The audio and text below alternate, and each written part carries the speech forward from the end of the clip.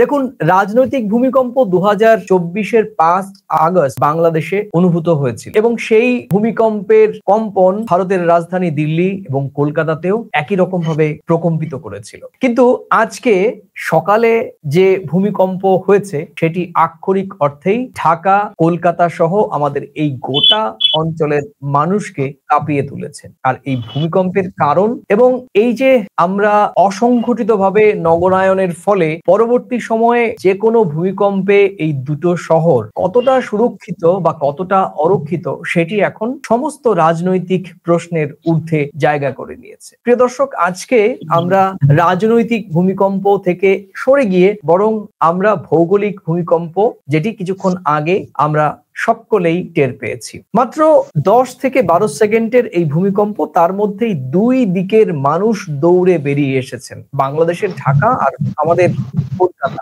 একই ভূমিকম্পে কেঁপে উঠলো দুই শহর। কিন্তু এখানে মূল প্রশ্নটা কি? এটা কি কেবল স্থানীয় কম্পন, নাকি দক্ষিণ এশিয়ার টেকটনিক প্লেটের আবারও নতুন করে সক্রিয় হয়ে ওঠা? আজ আমরা বিষয়টি গভীরে গিয়ে খুঁজতে চেষ্টা করব।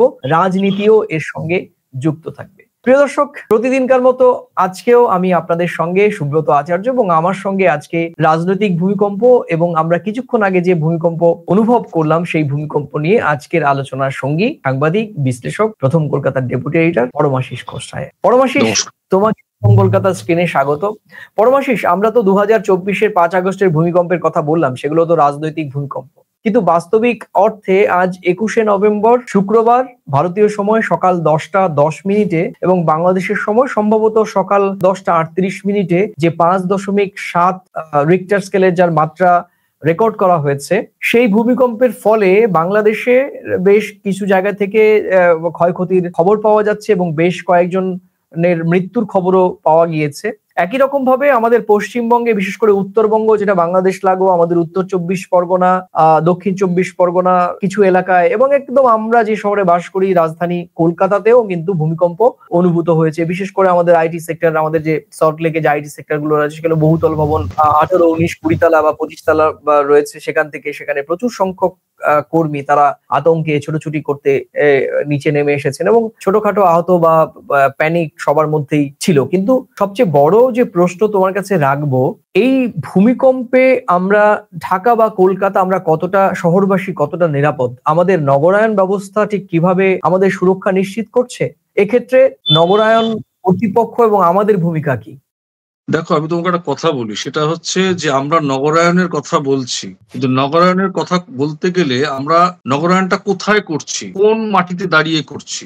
আজকে ভূমিকম্পতে কোন জায়গাটার মানুষ বেশি আতঙ্কিত? নিউ টাউনের মানুষ বেশি আতঙ্কিত, না দক্ষিণ 24 পরগনার প্রত্যন্ত গ্রামের যে খোলা মাঠ, মাটির বাড়ি, খোলা চাল, যেখানে এখন এই শীতের খেজুরের রস হচ্ছে, তারা বেশি আতঙ্কিত? শুধু লাভের মুখ দেখে প্রকৃতির ওপরে চাপিয়ে দেবো। আমরা অতি সম্প্রতি দেখেছি হিমাচল দেখেছি, নেপাল দেখেছি, আমাদের উত্তরবঙ্গ দেখেছি, তিস্তা দেখেছি। প্রকৃতির ওপরে যে নির্মম ভাবে আধুনিকতার ছোঁয়া চাপিয়ে দেওয়া হচ্ছে, কিন্তু সে আধুনিক মানসিকতাকে নিয়ে সঠিকভাবে প্রকৃতিকে রক্ষা করে কি আমরা লাভের মুখ দেখার চেষ্টা করছি? না, আমরা শুধু নিজেরা লাভের মুখ দেখার চেষ্টা করছি। তার ফল এটাই হবে। আর আজকের ভূমিকম্প যদি তুমি রাজনীতির দৃষ্টিভঙ্গিতে দেখো, প্রতিবেশীর বাড়িতে আগুন লাগলে আমি নাকে সর্ষের তেল দিয়ে ঘুমোবো, সেটা কিন্তু হয় না। বাংলাদেশের অশান্ত আগুন হলে কলকাতা, দিল্লি নীরব থাকতে পারে না। ঢাকায় ভূমিকম্প হলে প্রকৃতিগতভাবে আজ প্রমাণিত হয়ে গেল, কলকাতাতেও ভূমিকম্প হয়, ঢাকার মানুষ আতঙ্কিত হলে কলকাতার মানুষও আতঙ্কিত হয়। প্রকৃতির রোষে, রাজনীতির রোষে তো আমরা দেখতেই পাচ্ছি কি হচ্ছে। সেই জন্য আমাদের সকলকে বাস্তবচিত মনে, হৃদয় থেকে আমরা মনের যেমন নগরায়ন করব, হৃদয়টাকেও আমরা পরিশুদ্ধ রাখবো। হৃদয়টাও তো একটা প্রকৃতি। একদমই। পরমাশিস, আমি তোমার মাধ্যমে দর্শকদের, আমি জানি আমাদের দর্শকরা অত্যন্ত সচেতন এবং তারা রীতিমতো ভূমিকম্পের কয়েক সেকেন্ডের পর থেকেই সামাজিক যোগাযোগে ভীষণভাবে প্রোঅ্যাক্টিভ এবং ঢাকা এবং কলকাতা দুই শহরের দর্শকরাই অনেকেই আমি দেখেছি পোস্ট দিতে। কিন্তু আজকে আমি বেসিক কিছু ইনফরমেশন আপনাদের কাছে দিতে চাই। সেটি হচ্ছে যে এই ভূমিকম্পটি কোথায় অনুভূত হয়েছে এবং তার উৎসস্থল কোথায়। যেটি বিভিন্ন সরকারি সূত্র বলছে যে ঢাকা থেকে, অর্থাৎ নরসিংদী থেকে 40 কিলোমিটার দূরে ঘোড়াশাল বলে একটি জায়গা আছে, সেখানেই মূলত এই ভূমিকম্পের উৎসস্থল এবং সেটি রিক্টার স্কেলের মাত্রা 5.7 স্কেলে মাপা হয়েছে। কলকাতায় এই মূল ভূমিকম্প যেখানে আমরা জানি কলকাতা থেকে যদি এর দূরত্ব মাপা হয় তাহলে হয়তো 350 থেকে 400 কিলোমিটারের মধ্যেই, অর্থাৎ ঢাকা এবং কলকাতার মধ্যে এই যে ভূমিকম্পের দূরত্ব ব্যাসার্ধ সেটি 500 কিলোমিটারের মধ্যেই হবে। এটি একটা বেসিক ইনফরমেশন। এবং তারপর ক্ষয়ক্ষতির যে ইনফরমেশন সেটি আপনারা ইতিমধ্যেই জেনে গিয়েছেন। যদিও আমাদের এই রেকর্ডিং যখন আপনারা দেখতে পারবেন তখন হয়তো ক্ষয়ক্ষতির পরিমাণ কিছুটা বেড়েছে হয়তো বা কিছুটা কমেছে। তাৎক্ষণিকভাবে যে গণমাধ্যম সূত্রে আমরা যে খবর পেয়েছি তাতে পুরনো ঢাকায় বেশ কয়েকটি প্রাচীন ভবন ধসে পড়েছে এবং বেশ কয়েকজন নির্মাণ শ্রমিকের প্রাণ গিয়েছে। ঢাকার অদূরে গাজীপুরের বেশ কয়েকটি শিল্পাঞ্চল বলে পরিচিত, সেই শিল্পাঞ্চলে যেহেতু ওখানে রাত দিন কাজ হয়, শ্রমিকদের মাঝে একটা আতঙ্ক ছড়িয়ে পড়ে এবং সেই আতঙ্কে ছুটোছুটির জন্য অনেক শ্রমিক আহত হয়েছেন বলে আমরা বাংলাদেশের গণমাধ্যম সূত্রে জানতে পেরেছি। এবং একই সঙ্গে আমি যেটা শুরুতেই বলেছিলাম যে নিউ টাউনে আমাদেরও রাত দিন পরিশ্রম করেন আমাদের আইটি সেক্টরের আমাদের ভাই বোনরা, তারাও তাদেরও যে শিফট সেই শিফট শেষ করে অনেকেই হয়তো ফিরছিলেন বা নতুন শিফটে জয়েন করছিলেন, ঠিক সেই সময়ে স্থানীয় সময়ে 10:10 এই ভূমিকম্প অনুভূত হয় এবং অনেকেই ছুটোছুটি করেন উপরতলা থেকে নিচে সিঁড়ি দিয়ে নামার সময় অনেকে ছোটখাটো আহত হয়েছে। এখন প্রশ্ন হচ্ছে যে যেটা আমি বলেছি যে এই যে নগরায়নের আমরা যে অপরিকল্পিত নগরায়ন করছি, আমরা কি ভেবে নগরায়ন করছি? শুধু কি সাধারণ মানুষের সচেতনতার অভাব, নাকি নগর ব্যবস্থাপনার সঙ্গে যারা যুক্ত তাদেরও দায় রয়েছে পরমাশিস? দেখো, নগরায়নের ব্যাপারে তো অবশ্যই এখানে গাফিলতি থাকে। তোমাকে বললাম, লাভের মুখ বেশি দেখবো, অল্প একটু জায়গার মধ্যে তাড়াতাড়ি করে কিছু করব, যেখানে 5 তলা করার কথা সেখানে 10 তলা করব। হ্যাঁ, এখানে মানে এখানেও এক্ষেত্রেও সংস্কার হওয়া প্রয়োজন। সেটা সে শুধু কলকাতা বলে নয়, এটা তুমি জানো যে দিল্লি, গুজরাট, বিভিন্ন অন্ধ্রপ্রদেশ, তামিলনাড়ু, সব জায়গাতেই মানে এটা তো মানে বিষয়টা হচ্ছে যারা মানে সুবিধাবাদী, যারা অর্থ রোজগারের চেষ্টা করছে, ব্যবসা করছে, তারা তো চেষ্টা করবেই যে তাদের মুনাফার জন্য। কিন্তু এই জায়গাটাতে সরকারকে আরো সদর্থক কড়া ভূমিকা নেওয়া উচিত, যে কোথায় কোন প্ল্যানে হচ্ছে সেটাকে আরো খতিয়ে দেখা। কিন্তু সেই জায়গায় অনেক জায়গাতেই অনেক শহরেই এই গাফিলতি কিন্তু থেকে যায় না যে তা না। অনেক সময় তুমি জানো যে এইসব গাফিলতি থেকে যায়, তার কারণ অট্টালিকার প্রাচুর্য, আধুনিকতার ছোঁয়া দেখানোর নাম করে এখানেও একটা উন্নয়নের জোয়ার দেখানোর একটা প্রবণতা থাকে। এসব মিলিয়ে মানে এটা যে সবটাই যে অবশ্যই সেটা লভ্যাংশের একটা ব্যাপার, লাভের মুখ দেখা, পাশাপাশি একটা ভোট রাজনীতিও থাকে। তো স্বাভাবিকভাবে এই বিষয়টাতে আরো যত্নবান হওয়া উচিত, সচেতন হওয়া উচিত সরকার পক্ষকে, যারা এই কাজটা করেন। কেননা কোনো কিছু দুর্ঘটনা ঘটে গেলে তাকে শাস্তি দেব, তাকে আটক করব, তার নামে অ্যারেস্ট ওয়ারেন্ট বেরোবে, আইনানুগভাবে আবার সে 2-4 বছর জেল খেটে চলে আসবে। কিন্তু ক্ষতিটা যখন হয়ে যায় তখন কিন্তু সেই ক্ষতিটাকে আর কোনো মৃত্যুকে বা কোনো ক্ষতিকে কিন্তু কোনো ভাব দিয়ে কিন্তু মানে সেটাকে মানে প্যারালাল করা যায় না। তখন আবার এটা সরকার পক্ষের ঘাড়ে গিয়ে দোষটা পড়ে। তো সরকার যদি এই জায়গাটাতে আরো বেশি এইসব বিপর্যয়, সরকার চেষ্টা করছে না যে তা না, কিন্তু আরেকটু কড়া ভাবে, প্রকৃতির কাছে তো সকলকে হার মানতে হয়, কিন্তু যতটুকু না করলে, সাবধানতা অবলম্বন না করলে, মানুষেরকে অন্তত একটা কষান দেওয়া, সাবধানতা দেওয়া, রক্ষা পাওয়ার একটা প্রাথমিক পথ অন্তত এটা ভাবা যেতে পারে। তারপরেও যে বড় বড় ডিজাস্টার হয় এটা তো সত্যি। কিন্তু আমি রাজ্য কেন্দ্র সবাইকেই বলবো, ভূমিকম্প হলে, কলকাতায় বড় ভূমিকম্প হলে রাজ্য সরকারের অফিস ভেঙে পড়বে না, কেন্দ্রীয় সরকারের অফিস ভেঙে পড়বে না, যে যেখানে দায়িত্বে আছে। আমি গোটা ভারতবর্ষের চিত্র ধরেই বলবো, এতগুলো রাজ্য আছে। আমার মনে হয় আগে রাজনৈতিক সংস্কারটা হওয়া খুবই ভীষণ জরুরি। মানে আমাদের রাজনৈতিক কমিটমেন্টের জন্যই কিন্তু আজকে আমাদের এই অসুস্থ নগরায়ন, আমি বললাম সমাজের অনেক অনেক খারাপ সেক্টর গুলো রয়েছে, অনেক সেক্টরেই এই ধরনের সংকট রয়েছে। কিন্তু আমি সরাসরি যদি ভূমিকম্প নিয়ে কথা বলি তাহলে আমাদের প্রথম যে বিষয়টি আসবে যে আমরা জলাশয়কে ভরাট করছি, আমরা অবৈধ খনন করছি, আমরা এখানে অপরিকল্পিত নগরায়ন করছি, আমরা যেখানে 10 তলা বিল্ডিং করার কথা নয় সেখানে আমরা 20 তলা বিল্ডিং করছি, যেখানে আমাদের পুকুর ভরাট করার কথা নয় সেখানে আমরা পুকুর ভরাট করছি, যেখানে গার্বেজ করার কথা নয় সেখানে আমরা গার্বেজ করছি। সয়ারেজ সিস্টেমের ক্ষেত্রে আমরা অপরিকল্পিতভাবে নালাকে টেনে নিয়ে যাচ্ছি, যেখানে আমাদের সলিড ওয়াটার বডি থাকবে সেই ওয়াটার বডি নষ্ট করছি। প্রচুর পরিমাণে আমাদের সবুজ অরণ্য, গাছ গাছালি সেগুলো প্রচুর পরিমাণে আমরা ঢালাওভাবে কেটে ফেলছি, এই সবকিছুই রাজনৈতিক সচেতনতা ভীষণভাবে জরুরি। শুধু শুধু নগরে যারা থাকেন নাগরিকরা তো ক্রীড়ানক, নাগরিকরা তো পুতুল। তুমি যেই দিক দিয়ে রাস্তা করে দেবে সেই দিক দিয়ে তো আমাদের হাঁটতে হবে, যেদিকে তুমি লেন করে দেবে সেই দিক দিয়েই হাঁটতে হবে পরমাশিস। এক্ষেত্রে আমি আমার কাছে খুব পরিষ্কার বক্তব্য, আজকে ঢাকা বা কলকাতার ক্ষেত্রে হয়তো তুলনামূলকভাবে আমরা সেটা বলবো শেষ দিকে, যে এই একটা বড় ধরনের ভূমিকম্প হলে তার সহনশীল মাত্রায় কলকাতার বাড়িঘর বা কলকাতা বেশি ক্ষতিগ্রস্ত হবে না ঢাকা বেশি ক্ষতিগ্রস্ত হবে, তার একটা ছোট্ট তুল্যমূল্য বিচার আমরা একটা তথ্য রাখবার চেষ্টা করব। কিন্তু তার আগে অপরাধ বা রাজনৈতিক সংস্কারের প্রয়োজন দুই শহরের ক্ষেত্রেই প্রযোজ্য বলে আমি মনে করি। আমাদের এখানে অর্থাৎ কলকাতায় যদি খিদিরপুর, রাজাবাগান কিংবা আমরা যদি আরেকটু উত্তর কলকাতার দিক থেকে বা দক্ষিণ কলকাতার দিক থেকে আমরা দেখি, সেখানে কিন্তু প্রচুর সংখ্যক অপরিকল্পিত ভবন নির্মাণ হয়েছে। তুমি জানো যে 1 বছরও হয়নি আমাদের খিদিরপুরের একটা নির্মাণাধীন ভবন সে ধসে বেশ কয়েকজনের মৃত্যু হয়েছে, এবং সেখানে ঠেলাঠেলি দেখেছি। কর্পোরেশন বলছে যে অবৈধ, আবার যিনি বানিয়েছেন প্রমোটার তিনি বলছেন যে না বৈধ।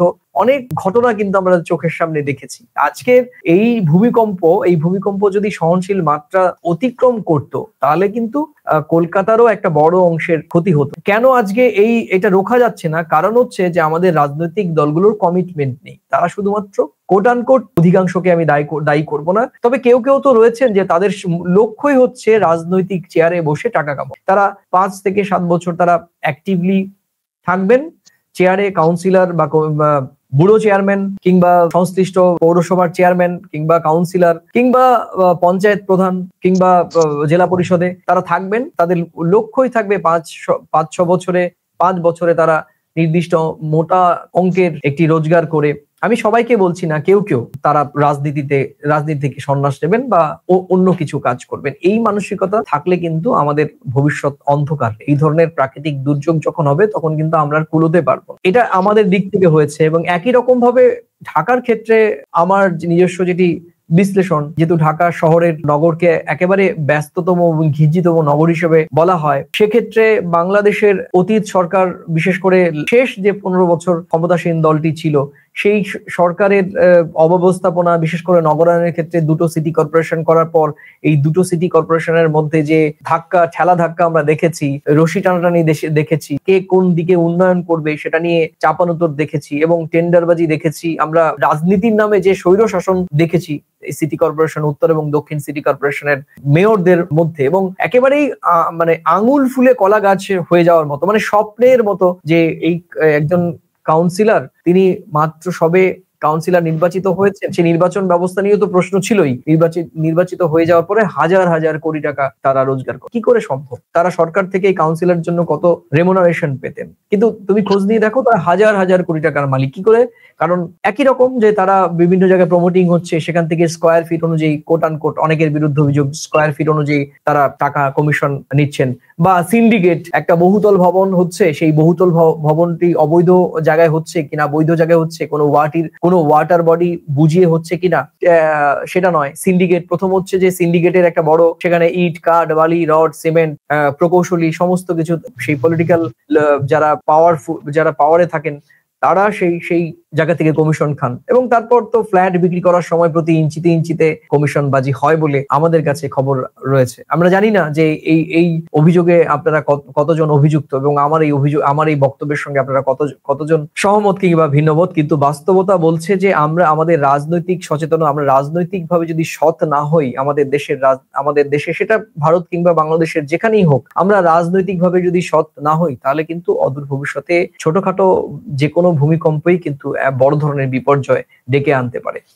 আমি কোনো ব্যক্তি আক্রমণ, কোনো অভিযোগ এই নিয়ে আমি কথা বলবো না। আমি যেটা বলতে পারি, যেটা আমি যে লাভের অংশ বেশি পাওয়ার জন্য এই অবৈধ কাজগুলো হয়, সে অবৈধ কাজে কারা টাকা নেয়, কারা কি করে, এটা আমাদের বলার বিষয় নয়। ব্যবসাদার লাভ করবে, সরকার অনুমতি দেবে। একটা মিনিমাম, আমি যদি তোমাকে খোলামেলা বলি যে ধরো একটা ফ্ল্যাট বাড়ি তৈরি হচ্ছে, মোটামুটি রেঞ্জের একটা ফ্ল্যাট বাড়ি তৈরি করতে এখন স্কোয়ার ফিট 1500 টাকা করে যদি কস্টিং খরচা, সেটা প্রমোটার লাভ রেখে জমি যার তাকে সবকিছু দিয়েও 3,500-4,000 টাকার মধ্যে স্কোয়ার ফিটটা ছাড়ছে। কিন্তু সেই জায়গায় যদি আমার সেই জায়গাটা যদি একটা কমার্শিয়াল জায়গা হয়, সেটা যখন আমি যাদবপুর এইচবি বাস স্ট্যান্ড বা লেক গার্ডেন্স এর মোড়ে 1500 টাকার কস্টিংটা 8000 টাকা স্কোয়ার পাবো, আমি তখন সেটা কি নেবো না? যেটা পাঁচতলা পারমিশনের করকা, আমি সেটাকে 8 তলা করে দেবো। 800 স্কোয়ার ফিটের ফ্ল্যাটটাকে 650 675 মধ্যে ভাগ করব। যে জায়গাটাতে 100 স্কোয়ার ফিট বা 1000 স্কোয়ার ফিটের মধ্যে আমি 10 জন লোককে রাখা যেতে পারে। একটা পরিবারে 500 লিটার জলের প্রয়োজন, সেখানে ম্যাক্সিমাম 5টা ফ্যামিলি থাকতে পারে, 10টা ফ্যামিলি থাকতে পারে, সেখানে 50টা ফ্যামিলি। আমার ড্রেনেজ সিস্টেম কি আছে? রাস্তায় জল তো জমবেই। এগুলো ব্যবসায়ীরা উপরি লাভ করার জন্য এগুলো করছে। আর একটা বিষয়, সেটা হচ্ছে সবকিছুকে শহর কেন্দ্রিক করলে সেখানে তো ভিড় বাড়বেই। ধরো আমি যদি বলি আমার করিমপুর থেকে কোনো লোক যাদবপুরে রোজ চাকরি করতে যাবে কি করে? তার সময়ের ব্যাপার আছে তো, সে 8 ঘন্টা চাকরি করবে, সে 4 ঘন্টা 8 ঘন্টা যাতায়াত করবে। সবটাই শহর কেন্দ্রিক না করে এখন ছড়িয়ে দেওয়ার দরকার হয়ে পড়েছে। আমরা দেখেছি পশ্চিমবঙ্গের মাটিতে দাঁড়িয়ে কলকাতা, কল্যাণী, সল্টলেক, নিউ টাউন এখন আরো বিস্তার করার চেষ্টা করা হচ্ছে। সবটাই কলকাতামুখী করলে কিন্তু কলকাতার কাছে কিন্তু বড় বিপদ। এইটা কিন্তু সরকার দেখতে পারে। একদম। আমরা এবার শেষ করব, ঢাকা কলকাতা এই কোন শহরে এই যদি বড় মাত্রার ভূমিকম্প হয় তাহলে কোন শহরে সবচেয়ে বেশি প্রাণহানি বা ক্ষয়ক্ষতি হতে পারে। আমরা প্রথমে বলছি যে কেন ঢাকাকে বেশি ঝুঁকিপূর্ণ বলা হচ্ছে, কারণ ঢাকা শহরটি নরম মাটিতে গঠিত এবং এর সঙ্গে রয়েছে দ্রুত নগরায়ন এবং জনঘন বসতিপূর্ণ এলাকা। বাংলাদেশে রাজুক একটি গবেষণা করেছে, সেখানে বলা হয়েছে যে যদি 6.9 মাত্রার ভূমিকম্প হয় তবে মধুপুর ফল্ট লাইন এলাকায় প্রায় 8,65,000 ভবন ধ্বংস হতে পারে, রাতভর প্রাণহানির ঘটনা ঘটতে পারে এবং তাতে প্রায় 2 থেকে 2.5 লক্ষ মানুষের মৃত্যু হতে পারে। বাংলাদেশের ভূটেকটনিক অবস্থা অনুযায়ী 3টি প্লেটের মিলনস্থল অবস্থিত। দ্রুত নগরায়ন ও দুর্বল ভবন নিয়ন্ত্রণ ঢাকার যে ঝুঁকিপূর্ণ সেটাকে অনেকাংশে বাড়িয়ে তোলে। একই রকম ভাবে কলকাতার ক্ষেত্রেও কলকাতাও ঝুঁকিতে রয়েছে, কারণ গঙ্গা ডেল্টার ওপর নরম মাটি ও দুর্বল নির্মাণগত মানের পুরনো ভবন শহরে একেবারে আগা থেকে 5 তলা। এক গবেষণা বলছে কলকাতায় বড় মাপের ভূমিকম্প পুরো 6.5 কিংবা 6.7 হলে অনেক পুরনো বাঁকানো ভঙ্গুর ভবন ধ্বংসস্তূপে পরিণত হবে। একটি মূল্যায়নে কলকাতা বিশ্বের 10টি বড় ঝুঁকিপূর্ণ শহরের মধ্যে একটি। সুতরাং কলকাতাতেও কিন্তু প্রায় অনেক ক্ষয়ক্ষতির আশঙ্কা করা হচ্ছে। এবার যদি তুলনামূলক বিশ্লেষণে, যেটা আমি কথা দিয়েছিলাম যে ঢাকা না কলকাতা কোন শহর ক্ষতিগ্রস্ত বেশি হবে, তাহলে তুলনামূলক বিশ্লেষণে ঢাকার ক্ষেত্রে জনসংখ্যা বেশি, একাধিক ঘন ভবন পূর্ণ এলাকা এবং পরিকাঠামোগত অবস্থাতেই ঢাকা একটা জনবহুল বিস্তৃত এলাকা। কলকাতার ক্ষেত্রে যদিও পরিকাঠামো সউচ্চ ভবন খানিকটা ঢাকা থেকে কম, কিন্তু এখানে সচেতনতার অভাবও প্রায় দুটো শহরের নাগরিকদের মতো প্রায় একই রকম। তাই বড় ভূমিকম্প হলে ঢাকার ক্ষয়ক্ষতির তুলনায় কলকাতা কিছুটা কম হলেও ক্ষয়ক্ষতিতে কিন্তু এই দুটো শহরের মধ্যে খুব তুল্যমূল্য হবে না বলেই বিভিন্ন গবেষণা বলছে। পরমাশিস, তুমি এত সময় জুড়ে আমাদের সঙ্গে যুক্ত ছিলে। আজকে আমরা একটু ভিন্ন আঙ্গিকে ভিন্ন বিষয় নিয়ে কথা বলছি। প্রিয় দর্শক, আপনারা এত সময় জুড়ে আমাদের সঙ্গে ছিলেন এবং প্রতিদিনকার মতো আমাদের আলোচনার কোন অংশের সঙ্গে বা পুরো অংশের সঙ্গে আপনি ভিন্ন মত বা সহমত কিনা সেটি লিখে জানাবেন। রাজনীতির বাইরে আমরা ভূমিকম্প নিয়ে আলোচনা করেছি, কিন্তু কোনো কিছুই রাজনীতির ঊর্ধ্বে নয়। সে কারণে ভূমিকম্পকেও আমরা এই রাজনৈতিক সিদ্ধান্ত বা সংস্কারের সঙ্গে জুড়ে দিয়েছি এবং আমাদের আলোচনার কেন্দ্রবিন্দুই ভূমিকম্প প্রাকৃতিক বিপর্যয়, সেটি ঠেকানোর দায়িত্ব বা ঠেকানোর মতো কোনো শক্তি আমাদের নেই, কিন্তু অবশ্যই ক্ষয়ক্ষতি কমানোর মতো শক্তি আমাদের রয়েছে এবং তার জন্য আমাদের রাজনৈতিক সংস্কার, আমরা যারা নাগরিক তাদেরকে অনেক বেশি সচেতন হতে হবে। সেই সচেতনতা এখন থেকেই বাড়াতে হবে, যাতে আমরা আগামীতে এই ধরনের ভূমিকম্প হলে আমাদের ক্ষয়ক্ষতির মাত্রা আমরা কমিয়ে আনতে পারি। তাহলে আজ এ পর্যন্তই, আবার দেখা হবে নতুন কোনো বিষয় নিয়ে। তখন ভালো থাকুন, সুস্থ থাকুন এবং সকলে নিরাপদে থাকুন। নমস্কার। নমস্কার।